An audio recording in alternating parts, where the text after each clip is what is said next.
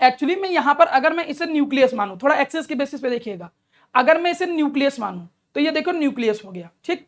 अब इसके चारों तरफ मेरा प्यारा बच्चा ये देखिए पहला सेल, पहला क्या आया, सब सेल आया 1s, जो कि किस शेप का मैंने बताया था, स्पेरिकल शेप का बताया था। तो देखिए इसके चारों तरफ 1s आया, फिर 2 आया। अब 2 में डंबल टाइप के भी होते थे, पी सबसेल होता था कुछ इस तरीके से, तो देखिए डंबल टाइप का शेप निकल के आया। फिर इसमें केवल 2p थोड़ी होता था, p में तो 3 होता था ना, px होता था, py होता था, तो pz होता था। तो देखो एक px आया, एक py आ गया।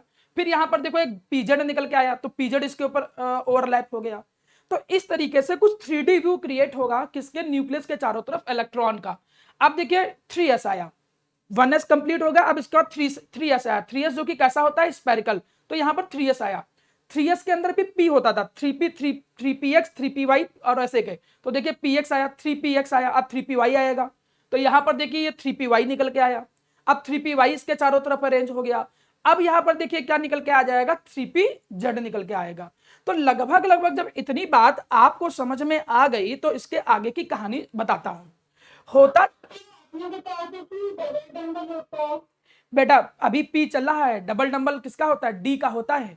3p के अंदर p भी होता है और d भी होता है, समझिएगा। जब मैं थर्ड सेल की बात करता था तो थर्ड सेल के अंदर 3 सबसेल होते थे, s होता था, p होता था और d भी होता था। तो यहां पर अभी केवल 3s आया था जो कि स्पेरिकल था, 3p आया था उसमें 3 होते थे, 3px 3py और 3pz आया है। और जब d के ऑर्बिटल आएंगे तो वो डबल डंबल शेप के आएंगे, आप उसके लिए बिल्कुल निश्चिंत रहो। ये जो 3D व्यू में देने की कोशिश कर रहा हूं वो एक्चुअली मैं समझाने की कोशिश क्या कर रहा हूं। अगर आप इनको ध्यान से देखो तो ये थोड़े से एक रीजन है। कैसे रीजन है, अगर मैंने इसे न्यूक्लियस माना तो इस न्यूक्लियस के चारों तरफ एक रीजन स्पेरिकल रीजन है जो कि क्या नाम दिया जाएगा, 1s नाम दिया जाएगा। फिर उसके ऊपर 2s आएगा और 2s में रीजन कई सारे होते हैं, एक s भी होता है और उसके अंदर p वाले भी रीजन होते हैं। तो इसके अंदर p रीजन px भी होता है, py भी होता है और pz भी होता है। लेकिन अभी भी आप लोगों को थोड़ा बहुत अच्छे से समझ में नहीं आया होगा। एक बात समझो, ये जो तुम रीजन देख रहे हो इनके अंदर इलेक्ट्रॉन के होने की प्रोबेबिलिटी है। अभी मैं जब इसकी एक दूसरा 3D व्यू दिखाऊंगा तो उस दूसरे 3D व्यू में तुम क्या देखोगे कि यहां पर कई सारे डॉट बने हैं। पिछली क्लास में भी मैंने ये बात समझाने की कोशिश किया था कि ये कई सारे डॉट का मतलब ये नहीं है कि इतने इलेक्ट्रॉन हैं, वो ये दिखा रहा है कि इस सबसेल के अंदर इलेक्ट्रॉन यहां मूवमेंट कर सकता है। किसी समय इलेक्ट्रॉन यहां हो सकता है तो किसी समय इलेक्ट्रॉन यहां हो सकता है, किसी समय इलेक्ट्रॉन यहां हो सकता है तो किसी समय इलेक्ट्रॉन यहां हो सकता है। इस पूरे रीजन के अंदर इलेक्ट्रॉन के होने के चांस हैं, तो हम डॉट की फॉर्म में वहां पर इलेक्ट्रॉन के होने की प्रोबेबिलिटी को दिखाते हैं। ये एक थोड़ा सा आइडिया लगा होगा, मैं ये नहीं कह रहा हूं कि बहुत ज्यादा अच्छे से क्लियर होगा, लेकिन अभी एक थोड़ा सा जो देखिए मेरा प्यारा बच्चा, लास्ट क्लास में हो क्या रहा था कि हम लोगों को थोड़ा सा 3D व्यू समझ में नहीं आ रहा था कि ऑर्बिटल का एक्चुअली में 3D व्यू क्या होता है। हम लोगों को यह समझ में नहीं आ पा रहा था कि एक्चुअली में ऑर्बिट और ऑर्बिटल के बीच में डिफरेंस क्या है। इसी चीज के एक्सप्लेनेशन के तौर पे हम यहां पर क्या कोशिश कर रहे हैं कि मैं आपको यहां पर ऑर्बिट और ऑर्बिटल के बीच में डिफरेंस को थोड़ा ज्यादा अच्छे से एक्सप्लेन करने की कोशिश करूंगा। थोड़ा ध्यान दीजिएगा, आप वीडियो को प्रॉपर देखिए, आप उसके बाद आपको समझ में आ जाएगा, ठीक। यहां पर अगर मैं इस कंटेंट को देखूं कि भाई ये कंटेंट क्या हो रहा है, थोड़ा ध्यान दीजिएगा। आप यहां पर चीजों को थोड़ा ध्यान से समझिए। आप लोग ये देख रहे हो कि एक्चुअली में मेरा प्यारा बच्चा ये क्या है, ये न्यूक्लियस है। आपने देखा कि यहां पर ये न्यूक्लियस होता है, इस न्यूक्लियस के चारों तरफ इलेक्ट्रॉन जो होता है वो रिवॉल्व करता है। ये एक बड़ा सा सिंपल सा मॉडल है जो क्लास 11th में आप लोगों ने पढ़ा था। आप लोगों को जो जो 3D मॉडल्स होते हैं, जो कल के कंटेंट हम पढ़ा रहे थे, वो ना समझने का जो बेसिक रीजन है वो यही था कि आपके दिमाग में बहुत अच्छी तरीके से कुछ इस तरीके का मॉडल भरा गया है। आप बिल्कुल ऐसे ही चीजों को याद करके समझते हो कि हमने आपसे क्या कहा कि इलेक्ट्रॉन जो होता है वो न्यूक्लियस के चारों तरफ क्या करता है, रिवॉल्व करता है। भाई ठीक, इलेक्ट्रॉन न्यूक्लियस के चारों तरफ रिवॉल्व करता है, ये चीज समझाई गई थी। लेकिन एक्चुअली में आपने एक बात और सीखा कि इलेक्ट्रॉन जो होता है वो न्यूक्लियस के चारों तरफ केवल चुपचाप रिवॉल्व नहीं करता है, वो एक्चुअली वेव नेचर भी रखता है। वेव नेचर का मतलब ये आया कैसे था, मैंने आपको 2 टॉपिक पढ़ाए थे। एक मैंने आपको पढ़ाया था वेव नेचर, जिसमें वेव नेचर ऑफ मैटर पढ़ाया था। जब मैं आपको वेव नेचर ऑफ मैटर पढ़ा रहा था तो उसमें डी ब्रॉगली का कॉन्सेप्ट आया था। डी ब्रॉगली के कॉन्सेप्ट में ये बात निकल के आई थी। डी ब्रॉगली ने कहा था कि जितने भी मैटर होते हैं वो वेव नेचर रखते हैं, और खासकर माइक्रोस्कोपिक में तो वो ऑब्जर्वेबल भी है। मतलब इलेक्ट्रॉन चुपचाप ऐसे रिवॉल्व नहीं करेगा, ये न्यूक्लियस के चारों तरफ वेव की फॉर्म में रिवॉल्व करेगा, मतलब एक्चुअली में in the form of wave वो रहेगा। ये एक्चुअल में मॉडल कॉन्सेप्ट आता है। मतलब न्यूक्लियस कभी इलेक्ट्रॉन जो है वो न्यूक्लियस के कभी पास आ रहा है, कभी दूर जा रहा है, फिर कभी पास आ रहा है, फिर कभी दूर जा रहा है। तो ये थोड़ा सा तो हमको कॉन्सेप्ट बदलना पड़ेगा। चलिए, ये तो एक बेसिक कॉन्सेप्ट आप लोगों को थोड़ा सा आइडिया था और आपको ये जानकारी पता थी। हम इसके आगे के पोर्शन पे चलते हैं, थोड़ा ध्यान से समझिएगा। इस सेल पे आ रहे हैं। सेकंड सेल में दो होते हैं। देखिए, ये हो गया फर्स्ट सेल, ये हो गया फर्स्ट सेल, जो कि कैसा होता था, स्पेरिकल होता था। इसको मैंने थोड़ा कंप्रेस किया। अब जब हमने इसको कंप्रेस किया, अब इसके ऊपर हम सेकंड सेल बनाने की कोशिश कर रहे हैं। थोड़ा ध्यान दीजिएगा। सेकंड सेल में होते कौन कौन है, दो, 2s होता है और 2p होता है। तो देखिए, सेकंड सेल के ऊपर एक और स्फीयर आया। 2s का शेप कैसा होता था, याद करो, 2s का शेप होता था स्पेरिकल। तो 2s का शेप स्पेरिकल होता था, तो देखिए एक और स्फीयर आया। मैंने कलर चेंज किया जिससे आइडिया लगे।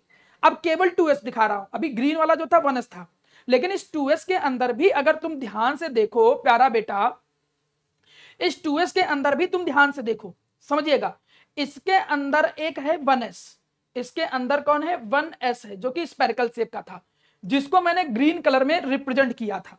अब इसके ऊपर एक दूसरा स्पेयर आया है, इसके ऊपर एक देखो दूसरा स्पेयर आया है। ये जो दूसरा स्पेयर है वो कौन सा है, 2s है। ये भी स्पेरिकल होता है। लेकिन मैंने फिर एक बात आप लोगों को सिखा रखी थी। वो बात मैंने ये सिखाई थी कि स्पेरिकल का मतलब ये नहीं कि पूरा पूरा भरा है। उसके अंदर तुम अगर इस रीजन को देखो, ये इतने रीजन को देखो, ये यहां पर देखो, तो इसके बीच में ये बिल्कुल ब्लैक ब्लैक दिख रहा है। ब्लैक ब्लैक दिखने का मतलब यहां पे इलेक्ट्रॉन बहुत कम दिख रहे हैं। कम दिखने का मतलब लगभग ना के बराबर दिख रहे हैं। इलेक्ट्रॉन ना के बराबर दिखने का मतलब इस प्लेन को हम एक नाम देते हैं, इसे क्या कहते हैं, नोडल प्लेन कहते हैं। या फिर तुम इसे क्या कह सकते हो, नोडल सरफेस कह सकते हो। या तो तुम इसे नोडल प्लेन कहो, या तो तुम फिर इसे नोडल सरफेस कहो। सर क्या होता है नोडल प्लेन या नोडल सरफेस? कोई पूछे कि नोडल प्लेन या नोडल सरफेस क्या होता है, तो आप कहोगे कि नोडल प्लेन और नोडल सरफेस एक ऐसा प्लेन और एक ऐसा सरफेस होता है जहां पर इलेक्ट्रॉन को पाने की probability, eight which probability of finding electron, eight which probability of finding electron, probability of finding electron is zero. जहां पर इलेक्ट्रॉन को फाइंड करने की प्रोबेबिलिटी जीरो होती है, उसे हम, मेरा प्यारा बच्चा, क्या कहते हैं, नोडल प्लेन। अगर वो प्लेन की बात कर रहे हैं तो नोडल प्लेन, पॉइंट की बात करेंगे तो नोडल पॉइंट, सरफेस की बात करेंगे तो नोडल सरफेस। सीधी सी भाषा में जहां पे इलेक्ट्रॉन होने की प्रोबेबिलिटी हो ही ना। अगर मैं तुमसे एक एग्जांपल के तौर पे बोलूं, तुम्हारे होने की प्रोबेबिलिटी को डॉट की फॉर्म में रिप्रेजेंट किया जाए, तो मैक्सिमम डॉट या तो आपके स्कूल के पास दिखेंगे, या तो आपके घर के पास दिखेंगे, या जहां आप घूमने जाते हो। ऐसा नहीं होगा कि कुछ डॉट ऐसी जगह मिल गए, बियर बार के पास मिल गए। बियर बार के पास आपके होने की प्रोबेबिलिटी क्या होगी, जीरो होगी, वहां थोड़ी तुम जाओगे। अब देख दो, एक्सेप्शनली बच्चे हों तो अलग ही बात है भाई, एक्सेप्शन तो हर जगह हो सकता है। लेकिन हम ये कह सकते हैं बिल्कुल कॉन्फिडेंस से कि नहीं भाई, बियर बार के पास आपके होने की प्रोबेबिलिटी जीरो है। तो मैं अगर आपको डॉट की फॉर्म में रिप्रेजेंट करूं, पूरे महीने में आप कहां कहां थे, तो आप देखोगे कि आप बियर बार वाले रीजन पे नहीं होगे। तो वैसे ही एटम के अंदर भी कुछ रीजन ऐसे होते हैं जहां पे इलेक्ट्रॉन के होने की प्रोबेबिलिटी जीरो होती है, उस रीजन में इलेक्ट्रॉन नहीं होता है। और जहां पे इलेक्ट्रॉन होने की प्रोबेबिलिटी जीरो होगी, हम उस रीजन को, मेरा प्यारा बच्चा, क्या नाम देंगे, नोडल पॉइंट और नोडल सरफेस नाम देंगे। अभी आपको इतना समझ में आया कि जो एटम होता है उसमें पहली सेल होती है, पहले सेल के अंदर एक ही रीजन होता है, वो भी स्पेरिकल 1s, जो ग्रीन कलर में आया था सबसे पहले। उसके ऊपर एक सेकंड सेल चालू होगी, लेकिन सेकंड सेल के जो रीजन होते हैं वो 3D में होते हैं। तो पहले उसके ऊपर एक स्पेरिकल रीजन आया जिसको नाम दिया गया 2s, जो कि हमने देखो इस तरीके से रिप्रेजेंट किया है, ये पर्पल कलर में। लेकिन वो जो स्पेयर भी आया था, उस स्पेयर के अंदर भी कुछ रीजन खाली खाली था, और वो स्पेयर के अंदर जो रीजन खाली खाली था, जिसके अंदर इलेक्ट्रॉन के होने की प्रोबेबिलिटी नहीं होती है, जहां पे इलेक्ट्रॉन को पाने की प्रोबेबिलिटी जीरो हो जाती है, उस खाली जगह को, उस खाली प्लेन को, वैकेंट प्लेन को, उस वैकेंट सरफेस को, जहां पर इलेक्ट्रॉन के होने की प्रोबेबिलिटी जीरो होगी, उसे हम नोडल पॉइंट या नोडल सरफेस कहेंगे। तो ये अभी सेकंड सेल का एस सब सेल आया है। अभी सेकंड सेल में, हाँ बोलो उदित। बिल्कुल पहले 2s आता है, फिर 2p आता है, फिर बाकी आएंगे। ये क्रम होता है, SPDF, इसी क्रम में आता है सब कुछ, ठीक है। क्या फिर से बोलो उदित, फिर से बोलो। ना ना ना ना एस, ना ना एस कॉमन क्या, एस हर एक का अपना एस होता है। थर्ड सेल के अंदर भी एस है, फोर्थ के अंदर भी एस है। देखो जब फर्स्ट में आए थे तुम, फर्स्ट के अंदर एस था कि नहीं था? उदित किस रंग में उसको रिप्रेजेंट किया था, बताइए किस रंग में उसको रिप्रेजेंट किया था आपने? ग्रीन कलर में। तो वो भी स्पेरिकल ही तो था ना। तो एस भी रिपीट करेगा, और ऐसा नहीं कि पी नहीं रिपीट करेंगे, पी भी रिपीट करेंगे। पी 2 के अंदर भी होते हैं, और पी जो होते हैं वो 3 के अंदर भी होते हैं। याद करो क्या मैंने बताया था कि जो पहला सेल होता है उसके अंदर एक ही सबसेल होता है, कौन सा? एस। सेकंड सेल के अंदर 2 सबसेल होते हैं, एस और पी। इनको कहेंगे क्या? 2s and 2p। Third cell के अंदर 3 सबसेल होंगे, 3s 3p और 3d। और फोर्थ सेल के अंदर 4 सबसेल होंगी, 3s 3p 3d और सॉरी 4 है ना, तो 4s होगा, 4p होगा, 4d होगा और 4f होगा। अब इसमें भी इंटरेस्टिंग बात बताऊं तुमको। क्या इंटरेस्टिंग बात है कि यहां पर जो ये 2p है वो 2p एक थोड़ी होता है, इन 2p के अंदर 3 आएंगे, ये डंबल टाइप के 3 रीजन आएंगे, px py pz। अब 3s भी होगा, 3p के अंदर फिर 3 आ जाएंगे और d के अंदर 5 आ जाएंगे। अब इन्हीं का अरेंजमेंट देखो। अगर मैं आपको 3D में इसको रिप्रेजेंट नहीं करूंगा तो तब तक आपके दिमाग में ऐसी खलबली मस्ती रहेगी कि यार ये एटम के अंदर होते कहां पे हैं, कहां रीजन है वो जहां पर ये इलेक्ट्रॉन होते हैं। बस बता दिया गया कि SPDF होता है, लेकिन कैसे अरेंज होते हैं उसी का अरेंजमेंट सिखा रहा हूं। अभी सेकंड सेल पे आया हूं और सेकंड सेल में भी केवल S पे चल रहा हूं। अब हम इसके P पे आते हैं, देखते हैं, समझ में शायद आपको आ जाएगा, थोड़ा ध्यान दीजिएगा। देखिए अब जहां पे इलेक्ट्रॉन के पाने की प्रोबेबिलिटी 0 होती है उसको नोड कहते हैं, और इसका शेप कैसा है? रेडियल। रेडियल, इसको रेडियल बोलेंगे क्योंकि वो रेडियस फॉर्म में है, तो इसको रेडियल नोड कहते हैं। अब देखो इसके अंदर पी आना स्टार्ट होगा। अब पी को थोड़ा ध्यान से समझिएगा, हम एक्सिस को पहले रिप्रेजेंट कर दिए हैं। एक्सिस को रिप्रेजेंट करने के पीछे देखिए ये डंबल टाइप का है। अगर इसके तुम शेप देखो, इसका शेप तुम देखोगे तो ये डंबल शेप का था। अभी इसको प्रॉपर देखिएगा, यहां पे वो डंबल शेप का दिख रहा है इस एक्सिस में, दूसरी एक्सिस में डंबल का नहीं दिख रहा था। तो ये देखिए एक 2px हो गया, अब इसी में ये दूसरा आ गया, ये 2py आ गया। इसके जो लोब हैं वो, इसका जो डंबल वाला शेप है देखो किस एक्सिस की तरफ है? वाई एक्सिस की तरफ। ये देखो 2pz है, क्योंकि इसका जो डंबल टाइप का शेप है, देखिए कैसा शेप है, डंबल टाइप का है कि नहीं है? इसका जो कंसंट्रेटेड पॉइंट है वो ऐसे डंबल टाइप का है, तो ये 2pz हो गया। अब इन तीनों को मैं इसको यहां पर रोक देता हूं।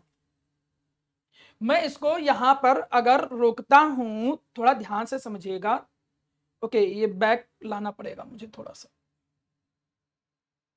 एक मिनट में इसको बैक लाता हूं, फिर इसको थोड़ा सा समझाता हूं, अच्छे से समझ में आपको आ जाए।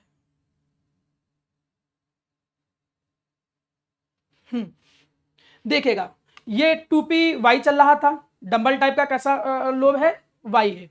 लेकिन इसको अगर तुम y एक्सिस में देखोगे तभी डबल डंबल टाइप शेप का दिखेगा। सॉरी, ये तो स्पेरिकल है, 3s है। ये 3s कैसा है? स्पेरिकल शेप का। देखिए यहां पर ध्यान दीजिएगा, ये 3s है तो ये स्पेरिकल शेप का हो गया। ओके, हम लोग लगता है आगे चले आए थोड़ा सा, मैं इसको थोड़ा पीछे लेके आता हूं, वापस पीछे लेके आता हूं तो जैसे समझ में आ जाए। ये 2s आ गया था, ये रेडियल नोड था। एक बार फिर से ध्यान से देखिएगा जिससे आपको चीजें समझ में आ जाए। रेडियल नोड के बाद अब हमारे सामने 2p स्टार्ट होगा। p के जो लोब होते हैं, p के जो सबसेल होते हैं वो डंबल टाइप के होते हैं, जिनमें से पहला px रिप्रेजेंट करेंगे। px में देखना जो डंबल शेप आएगा वो किधर आएगा? मैं इसको रोक देता हूं 2 मिनट के लिए। हाँ, रुक गया। अब ध्यान दीजिए, मैं इसको रिप्रेजेंट करता हूं। यहां पर आपको ये देखिए दिख रहा होगा किस शेप का? ये देखिए डंबल शेप का, इस तरीके से डंबल शेप दिख रहा होगा। क्लियर है? अगर इस डंबल शेप को हम देखें तो देखो ये कौन सा है? ये px है। क्यों भैया ये px है? क्योंकि इसका जो ओरिएंटेशन है वो किसकी तरफ है? देखो एक्स एक्सिस की तरफ है। एक्स एक्सिस की तरफ होने के ओरिएंटेशन होने के कारण इसको हम px बोलेंगे। ठीक, ये हुआ पहला 2px। p, अच्छा मुझे बताओ सेकंड सेल के अंदर कितने सबसेल होंगे? कोई लोग, एक लोग बोलो, सेकंड सेल के अंदर कितनी सबसेल होती? सेकंड सेल में कितने? 2 सबसेल होंगी, s और p। p के अंदर कितने ऑर्बिटल होते हैं? 3 होते हैं। हाँ, वेरी गुड। px py और pz। अभी हम कौन सा रिप्रेजेंट कर रहे हैं? px रिप्रेजेंट कर रहे हैं। फिर आप देखोगे कि दूसरे कलर का आएगा जिसको बोलेंगे py, फिर तीसरे कलर का आएगा जिसको बोलेंगे pz, फिर तीनों आपस में मिक्स हो जाएंगे, फिर वो सेकंड सेल कंप्लीट हो जाएगा, फिर इसके बाद थर्ड सेल स्टार्ट होगा। जब थर्ड सेल स्टार्ट होगा तो उसमें 3 सब सेल आएंगे, पहले 3s जो कि स्पेरिकल होगा, फिर 3p, 3p के अंदर भी फिर 3, 3px, 3py, 3pz, और फिर इसके बाद आएगा 3d, 3d में कितने होते हैं 5। तो अगर तुम इनको एक साथ कंप्लीट रूप में देखो तो सोचो देखो कितना कॉम्प्लिकेटेड फॉर्मेट है।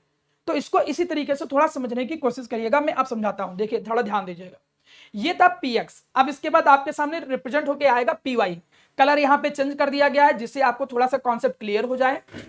px के बाद अब अगला यहां पर py रिप्रेजेंट कर रहा हूं। इसका जो डंबल का ओरिएंटेशन है देखो वो ग्रीन एक्सिस की तरफ है, ग्रीन एक्सिस की तरफ होने का मतलब किधर है, py की तरफ है, तो इसका जो डंबल शेप है वो py, 2py हो गया। ये क्या है 2pz, 2pz का मतलब इसका जो लोब है वो किसकी तरफ है, z एक्सिस की तरफ, इसीलिए इसको हम क्या बोलेंगे 2pz बोलेंगे। अब 2pz के बाद इनको सबको देखो मिक्स कर दिया गया, जब मिक्स कर दिया गया तब इसको थोड़ा ध्यान से समझिएगा। ये जो तुम देख रहे हो प्रेजेंटेशन यहां से यहां तक, अब देखो इलेक्ट्रॉन चूंकि वेव की फॉर्म में रिप्रेजेंट कर रहा था, एक दिन मुझसे बच्ची ने पूछा था कि सर क्या जो इलेक्ट्रॉन है वो किसी दूसरे भी सेल में चला जा सकता है क्या, तो देखो ये 2s है, इसी का देखिए इतने हजारों लाखों इलेक्ट्रॉन थोड़ी हो सकते हैं, इलेक्ट्रॉन अभी 2s का है, और अगर मैं 2 की बात करूं तो 2 सेकंड सेल की बात करूं तो 2s में कितने इलेक्ट्रॉन आ सकते हैं जी, देखो जरा 2s में जो पॉसिबल सबसेल हैं कितने हैं, एक होता है 2 में कितने, सेकंड सेल में कितने पॉसिबल सबसेल होते हैं, एक होता है 2s, एक होता है 2p, 2p में कितने ऑर्बिटल होते हैं 3, 2px, 2py और 2pz, तीनों अभी दिखाए गए थे। ये जो देख रहे हो वो पूरा 2 देख रहे हो, एक ये ऑर्बिटल है, एक ऑर्बिटल में इलेक्ट्रॉन हो कितने सकते हैं, मैक्सिमम 2, तो 2 इसके अंदर होंगे, 2 इसके अंदर होंगे, 2 इसके अंदर होंगे, 2 इसके अंदर होंगे, मतलब टोटल सेकंड सेल के अंदर कितने इलेक्ट्रॉन हो सकते हैं, मैक्सिमम 8। यही तुम पढ़ते भी थे क्लास 9th 10th में, यही पढ़ा था कि सेकंड सेल के अंदर कितने मैक्सिमम इलेक्ट्रॉन हो सकते हैं 8, जो कि गलत नहीं था टेक्निकली।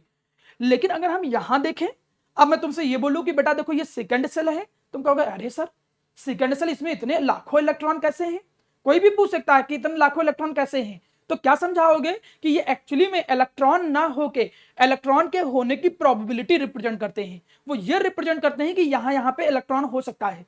तो इलेक्ट्रॉन जब वेव फॉर्म में मोशन करेगा तो कभी अंदर भी जा सकता है, कभी बाहर भी आ सकता है, और कभी कभी वो दूर भी चला जा सकता है। देखो यहां तक इलेक्ट्रॉन मूवमेंट करके आए हैं, तो अपने दिमाग से वो चीज हटा दो, क्या चीज हटा दो कि क्या सर इलेक्ट्रॉन दूसरे सेल में घुस सकता है, तीसरे सेल में घुस सकता है, इलेक्ट्रॉन तो अगर रेंडमली मूवमेंट करेगा तो कहीं भी जा सकता है।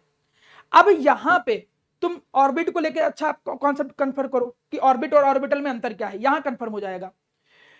ऑर्बिटल इन रीजन को बोलेंगे, ये जो 3 डायमेंशनल पूरा का पूरा रीजन है उसे क्या कहेंगे, ऑर्बिटल कहेंगे। हमने कहा किसी भी समय इलेक्ट्रॉन कहीं पे भी है, अभी मैं पहले से फिक्स करके थोड़ी बोल सकता हूं कि इलेक्ट्रॉन यहां पे होगा, क्योंकि वो तो वेव की फॉर्म में कभी न्यूक्लियस के पास आ रहा है, कभी दूर जा रहा है। तो हमने बोला कि एट अ टाइम किसी समय इलेक्ट्रॉन यहां पे है, चलो, और इस समय यहां पर होते हुए जब वो रिवॉल्व कर रहा होगा जिस पाथ पे न्यूक्लियस के चारों तरफ, उस पाथ को हम क्या कहेंगे, ऑर्बिट कहेंगे।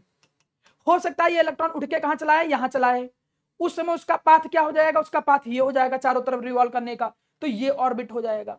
तो ऑर्बिट वो 2D पाथ था, ऑर्बिट वो 2D पाथ था, और ये जो 3D रीजन है पूरा वो मेरा प्यारा बच्चा क्या है, उसे ऑर्बिटल कहते हैं। ऑर्बिटल के अलग अलग शेप होते हैं, कुछ स्पेरिकल होते हैं, कुछ डंबल टाइप के होते हैं। पी की बात करें तो सिंगल डंबल टाइप होगा, डी की बात करेंगे तो डबल डंबल होगा। अभी तो तुम सोचो एक छोटा सा एटम बना रहे हो केवल, अभी कितने इलेक्ट्रॉन तुमने भरे हैं, केवल 2 और 8 10 इलेक्ट्रॉन तक केवल आए हो तुम। अब यहीं पे जब तुम और बड़े बड़े जाओगे 3s 3p 3d f तक जाओगे तो और कॉम्प्लिकेशन आना चालू हो जाएगा। थोड़ा ध्यान से देखो, अब यहां पर इतनी चीज हो जाने के बाद हम यहां पर अब थर्ड सेल स्टार्ट करेंगे। थर्ड सेल के अंदर देखिए, अब यहां पर n = 3, n = 3 का मतलब थर्ड सेल के ऑर्बिट रिप्रेजेंट कर रहे हैं। थर्ड सेल के ऑर्बिट में ये पहला 3s हो गया। अच्छा, ये पहला जब 3s हो गया, फिर एक बात थोड़ा ध्यान दो कि जो पहला 3s हो गया, ये पहला 3s है, तो हमको ये बताओ कोई भी एक बच्चा कि वो सब कहां गए, 1s 2s 2p 2px, ये सब कहां है, ये सब कहां है, वो इसी के अंदर ही तो होंगे। भाई वो सब कहाँ होंगे, ये इसी के अंदर ही होंगे। अगर इसको तुम देखो तो ये कुछ ऐसा अगर तुम इसको कुछ देखो तो ऐसा गैलेक्सी जैसा फील नहीं हो रहा है, गैलेक्सी जैसा बहुत छोटे छोटे तारे सितारे ऐसा नहीं लग रहा कुछ। अगर तुम ऐसा फील कर रहे हो तो ऐसा समझो कि तुम अभी थोड़ी सी गैलेक्सी देखे हो, फिर थोड़ा और एक्सपेंशन जाओ और बड़े रीजन में जाओ तो तुम्हारी गैलेक्सी उसके अंदर का एक रीजन है, फिर जब थोड़ा और एक्सपेंड किए तो एक बड़ा सा रीजन आया, फिर और एक्सपेंड करोगे तो वो बीच वाली जो गैलेक्सी आई थी वो और छोटी हो जाएगी। उम्मीद करता हूं कि अब आपके अंदर वो 3 डायमेंशनल व्यू क्रिएट हो पा रहा होगा कि ऑर्बिटल एक्चुअली खुद को अरेंज कैसे करते हैं, ये चीज अच्छे से क्लियर हो जानी चाहिए। ठीक है जी। तो अभी अगर हम ये बात करें, सबसे पहले यहां वनस था जिसको मैंने ग्रीन में रिप्रेजेंट किया था, यहां पर पहले क्या था, वनस था जिसको मैंने ग्रीन में रिप्रेजेंट किया था। ओके जी। वनस के बाद क्या आया था, 2s। 2s की अगर मैं बात करूं तो 2s में स्पेरिकल भी रीजन था और डंबल टाइप के भी रीजन थे। डंबल टाइप को जब एक साथ बना दे रहे थे तो कॉम्प्लिकेटेड आ जा रहा था। ये ग्रीन वाला फर्स्ट सेल हो गया, ये जो देख रहे हो सेकंड सेल हो गया। अब जो बनाने जा रहे हैं वो थर्ड सेल। थर्ड सेल के अंदर कौन कौन होगा, 3s होगा, 3p होगा। 3p के अंदर 3 होंगे, 3px, 3py और 3pz। और इसके अलावा इसमें 3d भी होगा क्योंकि थर्ड सेल है ना तो 3 सब सेल होंगे। 3d में 5 होते हैं, d में 5 ऑर्बिट होते हैं। कौन कौन से, एक होता है dxy, एक होता है dyz, एक होता है dxz, एक होता है x स्क्वायर y स्क्वायर, एक होता है dz स्क्वायर। क्या मुझे कोई बता सकता है यहां पर कि इस थर्ड सेल में मैक्सिमम इलेक्ट्रॉन कितने आ सकते हैं? थर्ड सेल में मैक्सिमम इलेक्ट्रॉन कितने आ सकते हैं? 16। कैसे निकला? अगर तुम फॉर्मूला नहीं यूज करना चाहते हो तो एक तो फॉर्मूला यूज कर सकते हो। If someone ask find the number of electron, find, हाँ एक मिनट देखते हैं, find the number of electron in nth shell. किसी भी सेल के अंदर तुम्हें क्या निकालने, नंबर ऑफ इलेक्ट्रॉन। तो फॉर्मूला क्या होता है, 2n स्क्वायर। अब मैं थर्ड की बात कर रहा था तो n की वैल्यू यहां 3 रख दू तो 3 स्क्वायर, तो यहां पर कितना निकल के आ जाएगा, 18 इलेक्ट्रॉन। एक तो तरीका ये है तुम डायरेक्ट फॉर्मूला रट लो। अदरवाइज कैसे, s के अंदर कितने इलेक्ट्रॉन आते हैं, 2, 2 इलेक्ट्रॉन इनके अंदर आ जाएंगे तो कितने आ गए, 6। p के अंदर कितने आते हैं, 6 इलेक्ट्रॉन, 2 इनके अंदर आ गए तो d के अंदर कितने आते हैं, 10। तो 10, 6, 16 और 2, 18। इसीलिए इसके अंदर कितने इलेक्ट्रॉन होते हैं, 18 इलेक्ट्रॉन होते हैं। फिर से ध्यान दीजिए, थर्ड सेल के अंदर कितनी सबसेल होती थी, एक 3s, एक 3p और एक 3d। मैंने एक नियम बताया कि एक ऑर्बिटल में मैक्सिमम इलेक्ट्रॉन कितने आ सकते हैं, 2 इलेक्ट्रॉन इसके अंदर होंगे, ठीक है 2, ये भी ऑर्बिटल ही है तो 2, 2, 4, 2, 6, तो 6 इसके अंदर हो जाएंगे। p के अंदर, d के अंदर 5 ऑर्बिटल होते हैं और हर ऑर्बिटल में कितने इलेक्ट्रॉन आते हैं, 2, तो 2 × 5 10। d के अंदर कितने इलेक्ट्रॉन आ सकते हैं, 10। तो टोटल इलेक्ट्रॉन 3 के अंदर कितना आया, 10 d के अंदर, 6 p के अंदर, 2 s के अंदर। तो टोटल काउंट करोगे तो देखो 3 के अंदर कितना आया, 18। इसीलिए थर्ड सेल के अंदर 18 इलेक्ट्रॉन हम भरते थे, कब, जब 9th 10th में इलेक्ट्रॉनिक कॉन्फ़िगरेशन करते थे। कॉन्सेप्ट अभी भी वही रहेगा, बदल नहीं जाएगा, कोई बहुत ज्यादा रूल बदल जाएगा, लेकिन तब उसके पढ़ने की अप्रोच और पढ़ने की जो तरीका होता है इसको थोड़ा सा दिमाग में आपको अडॉप्ट करके चलना पड़ेगा। चलिए अभी ये थर्ड सेल आना स्टार्ट हुआ है, थर्ड सेल में भी कौन सा, 3s आना स्टार्ट हुआ है। तो चलिए अब इसके आगे चलते हैं। 3s के बाद अब आपको देखने को क्या मिलेगा मेरा प्यारा बच्चा, अब आपको देखने को मिलेगा p ऑर्बिटल थर्ड के। p में भी px py pz। तो चलिए देखते हैं px py pz, ये तो 3s चल रहा है। थर्ड के अंदर कौन चल रहा है, 3s चल रहा है। अब 3s के बाद 3s जो कि किस शेप का होता है, स्पेरिकल। अब देखो ये p आया 3p और p में भी कौन, x, क्योंकि देखिए इसका जो लोब है x एक्सिस की तरफ है, रेड की तरफ है। ये गोल घूम के आएगा तो देखना डंबल आपको रेड एक्सिस की तरफ दिखेगा, रेड की तरफ ही तुमको डंबल शेप दिख रहा है। तो ये 3px हो गया, देन 3py, देखिए ये 3py है, y एक्सिस की तरफ तुमको डंबल दिख रहा है, ग्रीन वाले की तरफ डंबल दिख रहा है देखो, तो ये हो गया 3py। नाउ अब 3pz आएगा। इसके बाद 3pz में देखोगे तो उसका जो डंबल शेप बनेगा वो z एक्सिस की तरफ बनेगा, उसको बोलेंगे 3pz। तो देखिए अब इसके बाद यहां पर आ रहा है 3pz ऑर्बिटल। तो इसका अगर तुम लोब देखो, देखो ये बनना है कि नहीं बनना डंबल, ऐसे ये डंबल बन रहा है, तो इसका ये जो लोब बनना है वो कैसा बनना है, डंबल शेप का बनना है। तो इस तरीके से कैसा होता है, 3pz ऑर्बिटल होता है जो z एक्सिस की तरफ होता है। अब इनको अगर हम बात करें यहां पर d की, तो d में देखो, ये देखो डबल डंबल दिख रहा होगा तुम लोगों को, और डबल डंबल में भी अगर मैं इसको रोकूं, जरा इसको थोड़ा रोकता हूं, चलिए वो तो निकल गया, कोई बात नहीं, मैं वापस आ जाता हूं। अगर तुम इनको देखोगे कि ये जो रीजन होता है वो एक ही तरफ होता है, देखो एक प्लेन में एक ही प्लेन में इनके डंबल बन रहे हैं, बाकी प्लेन में नहीं बनते, तो इसमें जो इलेक्ट्रॉन ना होने की प्रोबेबिलिटी देखनी होगी तो दूसरे प्लेन में देखनी होगी। देखिए ये डंबल जो बनना है वो किधर बनना है, वाई एक्सिस की तरफ, तो ये डी एक्स वाई हो गया, ठीक है, उनके बीच में बनना है। ये देखिए डबल डंबल टाइप का एक शेप बनना है। अब इनको 3D में अगर तुम समझ नहीं पा रहे हो तो इनका सिंपल रिप्रेजेंटेशन भी मैंने सिखाया था, लेकिन डबल डंबल कैसे बनते थे उनको रिप्रेजेंट यहां पर किया जा रहा था। इस तरीके से आपके डी के अंदर जो 5 ऑर्बिटल होते हैं उन पांचों को रिप्रेजेंट किया गया। कौन कौन से, एक डी एक्स वाई, हाँ बोलिए बेटा बोलिए। सेम तो बेटा लगेंगे ही, क्यों सेम लगेंगे, देखो अभी मैं फिर से बनाऊंगा तो तब भी तुमको सेम ही लगेगा। देखिए कैसे, ये 2 3 4, ठीक, ये हो गया डी एक्स वाई, ये हो गया डी वाई जेड, ये हो गया डी एक्स जेड, ये हो गया D x square Y square, और एक हम और बना दे रहे हैं that is D Z square. अगर तुमको शेप इनके ना याद हो तो मैं फिर से शेप बता दे रहा हूं। डी एक्स वाई बनाना है तो y axis x axis y axis, d y z बनाना है तो y axis z axis, d x z बनाना है तो x axis z axis, d x square Y square बनाना है तो एक्स और वाई बनाना पड़ेगा। डी जेड में जेड तो रिप्रेजेंट कर ही दो। चलिए अब आगे देखो, डबल डंबल का था, डबल डंबल में इनके जो लोब होते थे वो एक्सिस के बीच में होते थे। एक्सिस के बीच का मतलब कुछ इस तरीके से होता था। इनमें जो लोब होते थे वाई और जेड के बीच में होते थे, इनके जो लोब होते थे वो वाई एक्सिस जेड एक्सिस के बीच में होता था। इनके लोब जो होते थे वो एक्स और जेड के बीच में होता था। अब इनको अगर तुम देखो, क्या तुमको सेम दिख रहे हैं सब, उदित सेम दिख रहा है तीनों?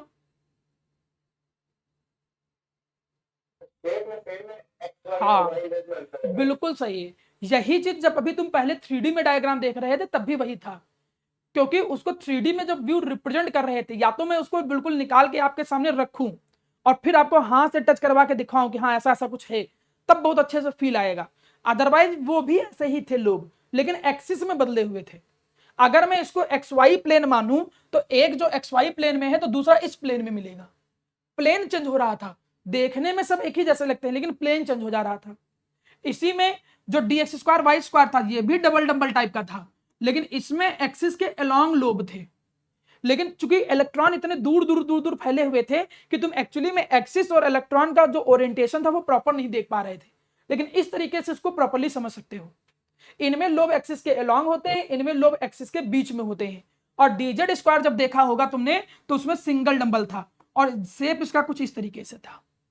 मैं 1000 बार ये बोला हूं कि एफ ऑर्बिटल्स जो होते हैं, एफ ऑर्बिटल्स जिनमें मैं एफ सबसेल की बात करूं, एफ सबसेल में टोटल कितने ऑर्बिटल होते हैं, 7 तो होते हैं ऑर्बिटल, और एक ऑर्बिटल में इलेक्ट्रॉन कितने आते हैं, 2, तो टोटल इलेक्ट्रॉन कितने आ जाएंगे, 14 इलेक्ट्रॉन आ जाएंगे। लेकिन इनका डायग्राम न बनाने को आता है ना आपको कोई जरूरत पड़ता है, इनको हायर ऑर्बिटल्स बोलते हैं इसके बाद वाले। तो इनके जो डायग्राम होंगे तुम खुद देखोगे कि कितने ज्यादा वो क्या है, कॉम्प्लिकेटेड फॉर्मेट में है। ये एफ स्टार्ट हो गया। एफ ऑर्बिटल जो होते हैं वो और ज्यादा थोड़े कॉम्प्लिकेटेड हो जाते हैं। अगर इन एफ ऑर्बिटल्स को कुछ इस तरीके से देखो न्यूक्लियस के चारों तरफ, ये भी तो समझो एक बार, तुम इनको इंडिविजुअली देख रहे हो और एक एटम के अंदर ये सब आपस में मिक्स होते हैं, तब सोचो उनको स्टडी करना कितना कठिन और कितना डिफिकल्ट होगा अगर मैं उनको उस तरीके से रिप्रेजेंट करता। आप तो एक इंडिविजुअल को देख रहे थे। तो ये चीजें ये है एफ ऑर्बिटल्स, जिनके बारे में मुझे पढ़ना भी नहीं है, उसके लिए तो आपको चिंता करने की कोई जरूरत भी नहीं है। चलिए ध्यान देते हैं।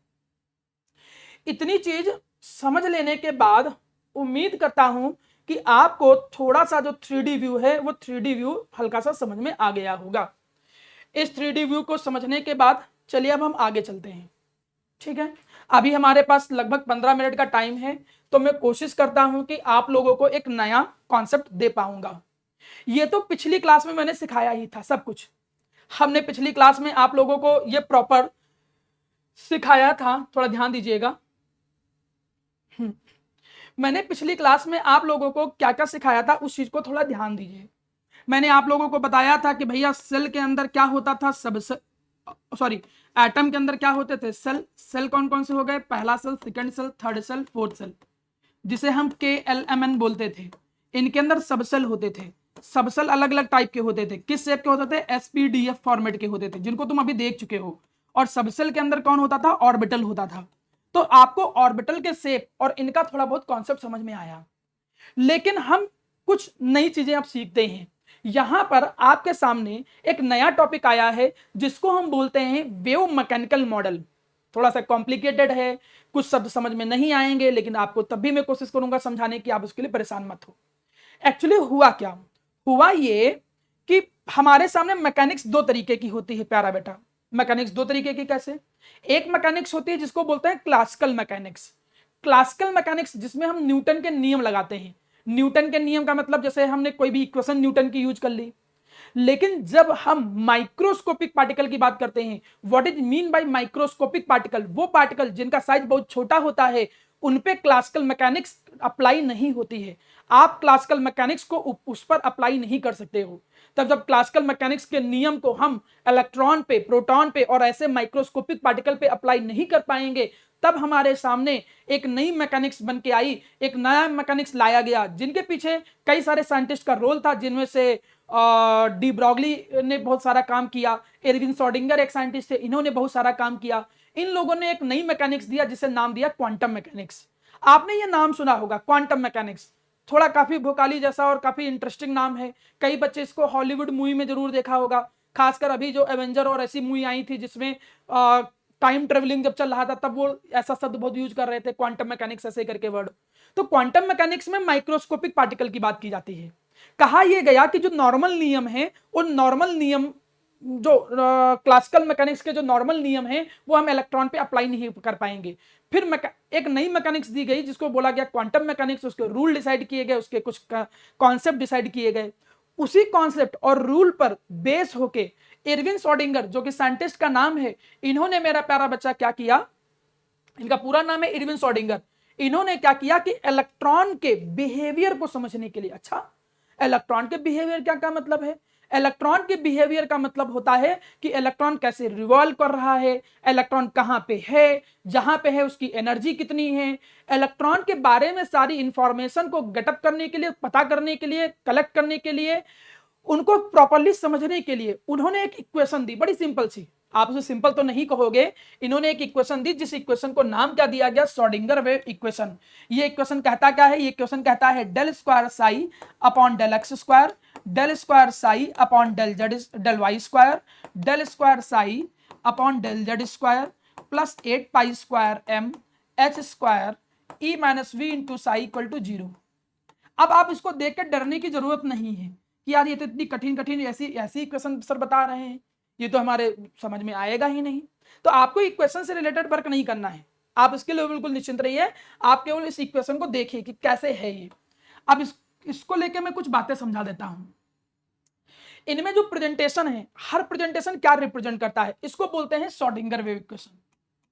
इसी इक्वेशन से हम पता क्या करेंगे? इलेक्ट्रॉन के बारे में बहुत सारी जानकारी को गैदर करेंगे, कलेक्ट करेंगे।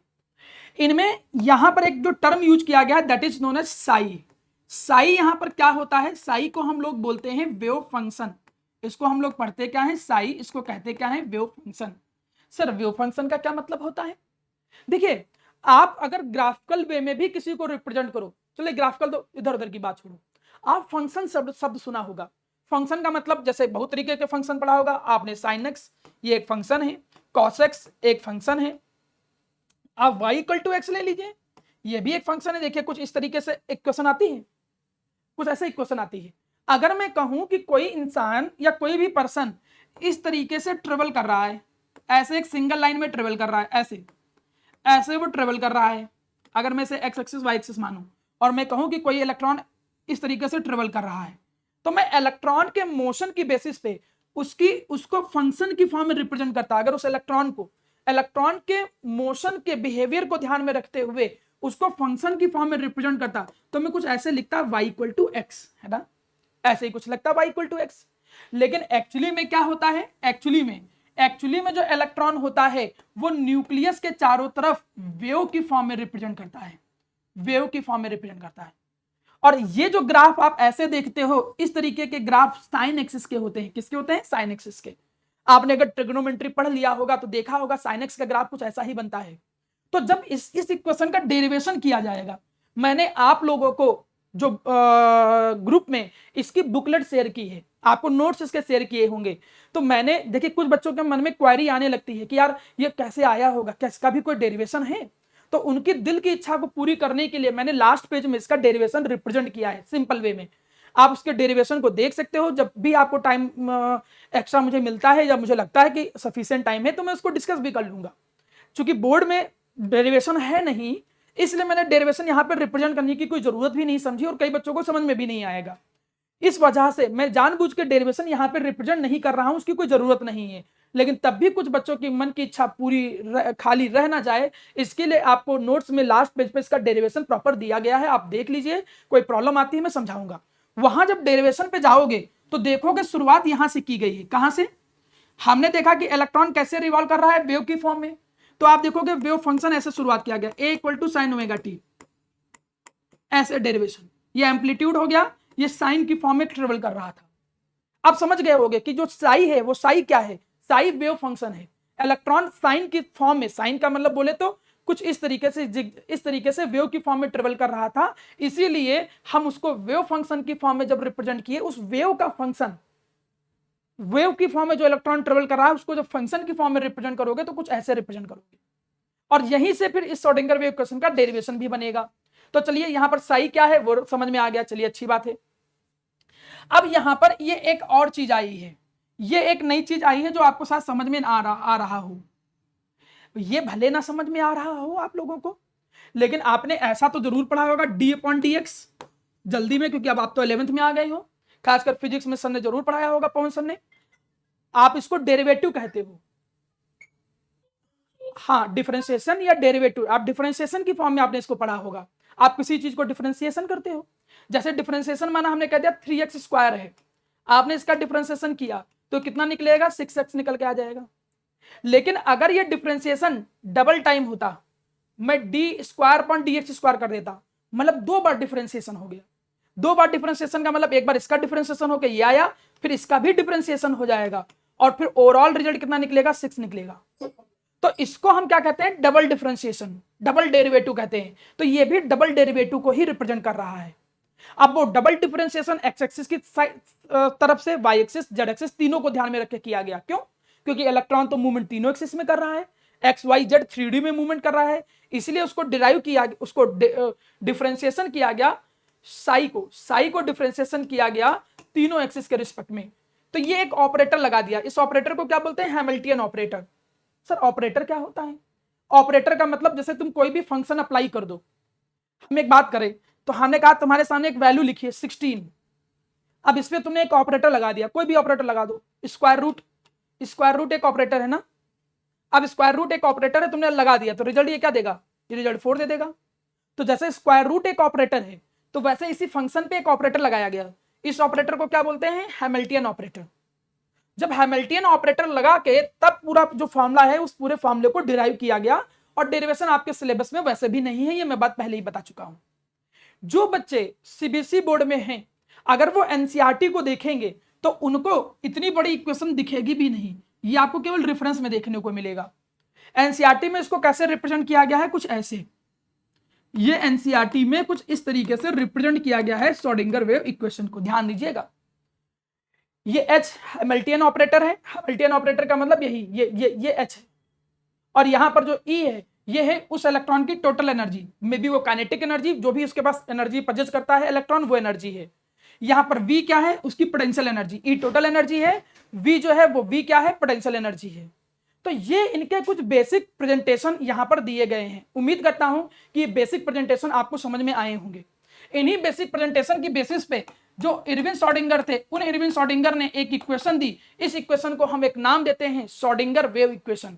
श्रोडिंगर वेव इक्वेशन इलेक्ट्रॉन के बारे में मॉडर्न कॉन्सेप्ट देता है, ये इलेक्ट्रॉन के बारे में सारी इंफॉर्मेशन देता है कि वो इलेक्ट्रॉन कहां होगा, उसकी पोजीशन कहां होगी, कौन कहां होगा। हम जब इसको सॉल्व करते हैं, आपके पास ज्यादा टाइम नहीं बचा है, 5 मिनट बचा है, कोई बात नहीं। जब हम इस इक्वेशन को सॉल्व करेंगे तो हमें कई सारे वेरिएबल्स मिलेंगे। अच्छा जी सर, कई सारे वेरिएबल्स का क्या मतलब है? अरे भैया, जब तुम क्वाड्रेटिक इक्वेशन को सॉल्व करते हो तो क्या तुम्हें वेरिएबल नहीं मिलते हैं? एक्स, कोई भी इक्वेशन ले लो, 3x² + 5x + 4, आप क्वाड्रेटिक इक्वेशन लेते थे तो क्वाड्रेटिक इक्वेशन में 2 वैल्यू निकल के आते थे। तो जब श्रोडिंगर वेव इक्वेशन को सॉल्व किया जाता है तो श्रोडिंगर वेव इक्वेशन को सॉल्व करने पर भी कई सारी वैल्यू मिलती हैं। इन वैल्यू को हम एक नाम देते हैं, ये भी 1 नंबर में पूछा जाता है, कई बार एग्जाम में पूछा जाता है कि what is mean by again values. आप बताइए ईगन वैल्यूज क्या होती है? तो आप यही कहोगे, क्या कहोगे कि जब हम श्रोडिंगर वेव इक्वेशन को सॉल्व करते हैं तो हमें मिलती हैं कुछ वैल्यू और कुछ नंबर्स। ये जो वैल्यूज मिलती हैं इन वैल्यूज को हम ईगन वैल्यूज कहते हैं। आप कहोगे after the solving Schrodinger wave equation we get some values, that values are known as eigen values. उनको ईगन वैल्यूज बोलते हैं। देखिए श्रोडिंगर वेव इक्वेशन को अगर जिन बच्चों को बहुत कठिन लग रहा हो, जिनको समझ में नहीं आ रहा हो, मैं उनके लिए भी एक इंटरेस्टिंग बात बता दूं। ये सब बातें स्कूल में या बोर्ड में बहुत कम रेयरली पूछी जाती हैं। जो चीज आता है बार बार एक क्वेश्चन आता है वो ये है। आप भले इस सारी चीजों को छोड़ दीजिए लेकिन आप यहां पर इस चीज को बहुत अच्छे से रट लीजिए, ये क्वेश्चन आता ही आता है। हर स्कूलों में मैंने देखा है, अगर ये टॉपिक से क्वेश्चन देते हैं तो आप इस पे वेरी वेरी इंपॉर्टेंट लिख लीजिए। वो पूछते क्या है, व्हाट इज सिग्निफिकेंस ऑफ। आपने देखा है साई और साई स्क्वायर, 2 प्रेजेंटेशन दिए गए, वेव फंक्शन का स्क्वायर कर दिया। कहते हैं कि साई और साई स्क्वायर का सिग्निफिकेंस क्या होता है, साई और साई स्क्वायर रिप्रेजेंट क्या करते हैं, आप उस चीज को एक्सप्लेन करिए। तो देखिए साई और साई स्क्वायर क्या रिप्रेजेंट करते हैं। साई जो होता है वो रिप्रेजेंट करता है मेरा प्यारा बेटा क्या, ये रिप्रेजेंट करता है एम्पलीट्यूड ऑफ वेव फंक्शन। आप एम्पलीट्यूड भी ना बोलो तो सीधे को वेव फंक्शन को रिप्रेजेंट करता है, it represent of wave function. और जो साई स्क्वायर होता है ये रिप्रेजेंट क्या करता है, ये रिप्रेजेंट करता है प्रोबेबिलिटी ऑफ फाइंडिंग इलेक्ट्रॉन या इलेक्ट्रॉन डेंसिटी को फाइंडिंग इलेक्ट्रॉन को फाइंड करने की प्रोबेबिलिटी को रिप्रेजेंट करता है। मतलब जिस जगह पे साई स्क्वायर की वैल्यू 0 होगी, जिस जगह पे साई स्क्वायर की वैल्यू 0 होगी वो जगह या वो प्लेन या वो पॉइंट क्या कहलाएगा, नोडल पॉइंट या नोडल प्लेन।